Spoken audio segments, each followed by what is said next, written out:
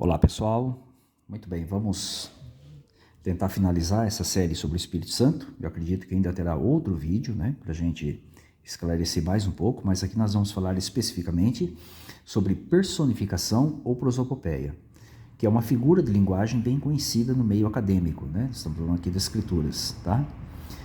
Uma figura de linguagem que consiste em atribuir a objetos inanimados ou seres irracionais sentimentos ou ações próprias dos seres humanos. Então isso é muito comum, inclusive, no nosso dia a dia, tá? Então o fato, por exemplo, de algo ser personificado prova sua personalidade ou pessoalidade?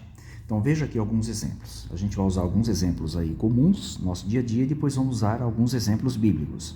Olha, as folhas bailavam, as nuvens andavam, o trovão irritado, as ondas beijavam a areia, as árvores pedem socorro.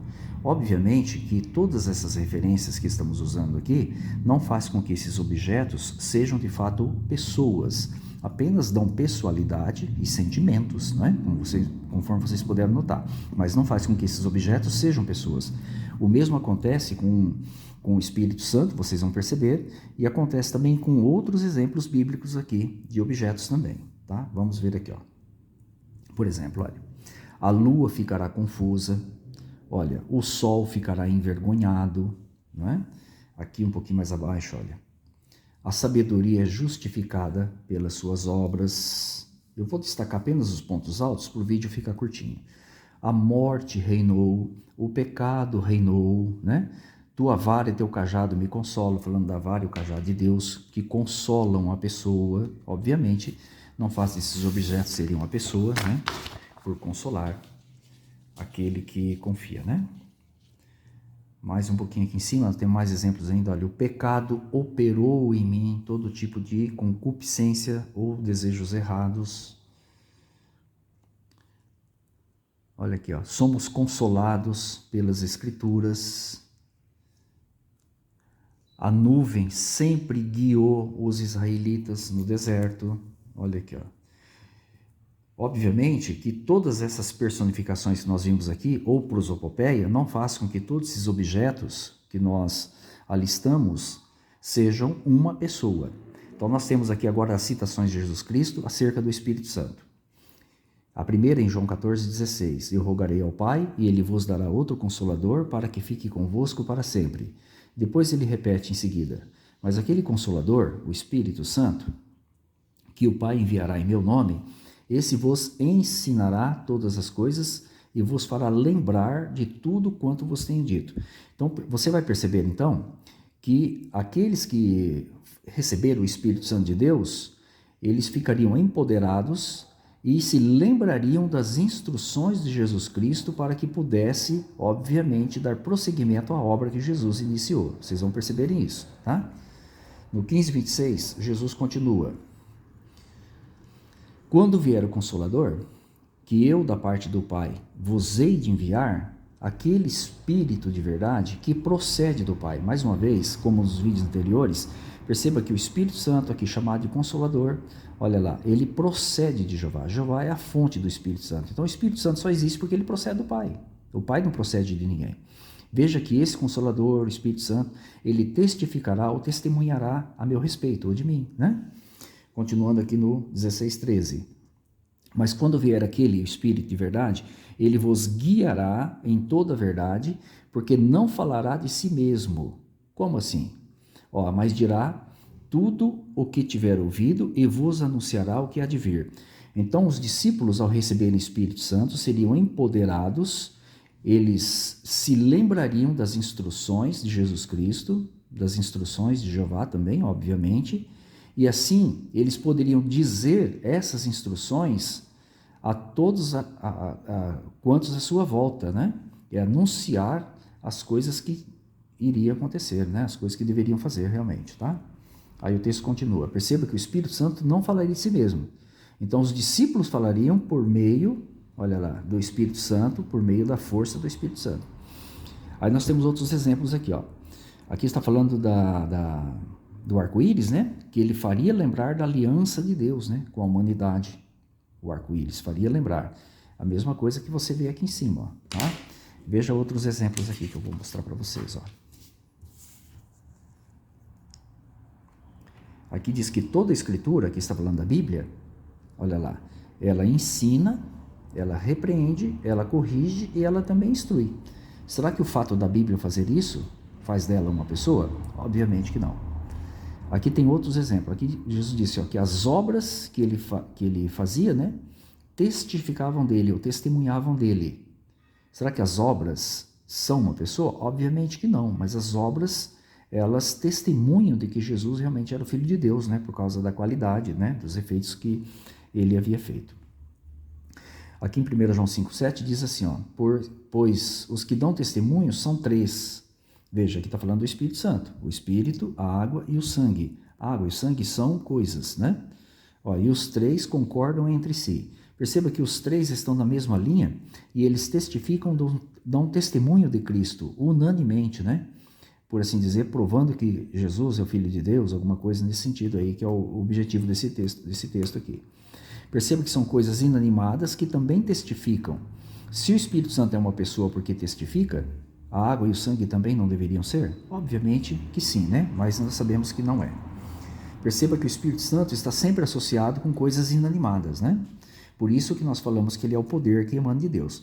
E a prova mais clara de que aquele Consolador, né, que é o texto mais usado por trinitários aí para tentar defender que o Espírito Santo é uma pessoa, que ele seria talvez até o suposto nome, está aqui em Lucas 24, 49 em diante. Olha o que Jesus disse. O que de fato é o Consolador? E eis que sobre vós envia a promessa de meu Pai, está falando da mesma coisa, né? Está falando do Espírito Santo, né? O Consolador. Ficai, porém, na cidade de Jerusalém, até que do alto sejais revestidos de poder. Do que Jesus chamou aqui o Consolador? Olha, de poder. E esse poder revestiria os discípulos para a atividade que eles tinham à frente após a sua subida aos céus, né? Na continuação, aqui em Atos, o próprio Jesus disse, e estando com eles, determinou-lhes que não se ausentassem de Jerusalém, perceba que é dentro do mesmo contexto, mas que esperassem a promessa do Pai. Veja que é a mesma coisa, nós estamos falando do Espírito Santo, o Consolador, que disse que de mim ouvistes. Mas recebereis o poder do Espírito Santo, veja aqui o poder do Espírito Santo, que é o Consolador, chamado Consolador, que há de vir sobre vós, e ser-me-eis testemunhas. Perceba que o poder do Espírito Santo que emana do Pai capacitaria os discípulos para testificarem ou testemunharem acerca de Jesus Cristo em Jerusalém, toda a Judéia, Samaria, até os confins da terra. Notaram? Então, o Consolador não é nada mais, nada menos que o poder que Jeová revestiria os discípulos após a ascensão de Jesus Cristo, né? Nós temos outros exemplos na Bíblia aqui que prova claramente que o Espírito Santo é o poder que emana de Deus e que ele empodera a pessoa, né? Ele fortalece a pessoa para determinadas funções que Jeová deseja. Por exemplo, texto de Miqueias. Eu, porém, na verdade, estou cheio de poder pelo Espírito de Jeová. Olha, e de juízo e de força. Ele estava cheio da mesma coisa que estava de juízo e de força, perceberam? Para declarar a Jacó a transgressão, etc. Tal. Então, Miqueias foi fortalecido pelo poder do Espírito Santo de Deus para poder anunciar a palavra de Jeová naqueles dias. O mesmo aconteceu com quem? Aconteceu com os discípulos de Jesus Cristo. Eles foram empoderados pelo Espírito Santo para testificarem de Jesus Cristo. Obviamente, naqueles dias, falar sobre Jesus era realmente muito difícil, né? Mas por meio do Espírito Santo, eles adquiriram poder e força para isso. O próprio Jesus foi fortalecido, não é? Com o Espírito Santo de Deus. Olha, como diz Atos 10:38, olha. Como Deus, aqui está falando de Jeová, o Deus Todo-Poderoso, ungiu ou conferiu a Jesus de Nazaré, olha, com o Espírito Santo e com poder, olha lá, o qual andou fazendo bem e curando a todos os oprimidos do diabo, porque Deus era com ele, o Deus estava com ele, né? Atos 2:22 confirma essa mesma ação. Olha aqui embaixo. Deixa eu colocar aqui para vocês. Olha aqui. Homens de Israel. Palavras do apóstolo Pedro. Escutem essas palavras. Jesus de Nazaré foi um homem que Deus confirmou entre vocês, realizando por meio dele, olha, por meio dele, Deus fez o que? Os milagres, prodígios, sinais que vocês bem conhecem. E com o que Jesus realizou tudo isso? Olha, com o poder do Espírito Santo que Deus ungiu ou conferiu a Jesus Cristo.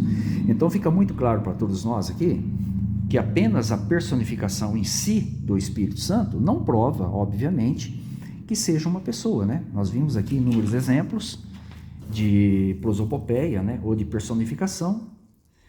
Espero que todos esses exemplos aqui que nós citamos sirva de ajuda para todos vocês, para deixar claro, né? Além de toda a matéria anterior que nós já fizemos aqui e deixamos aqui no canal, que o Espírito Santo é o poder que emana de Deus, né? Ele procede do Pai Celestial Jeová, né? O qual, obviamente, confere poder, autoridade, coragem para que os seus discípulos, aqui no caso que nós estamos tratando, façam plenamente a sua vontade, ok? Espero que todos gostem mais uma vez desse vídeo.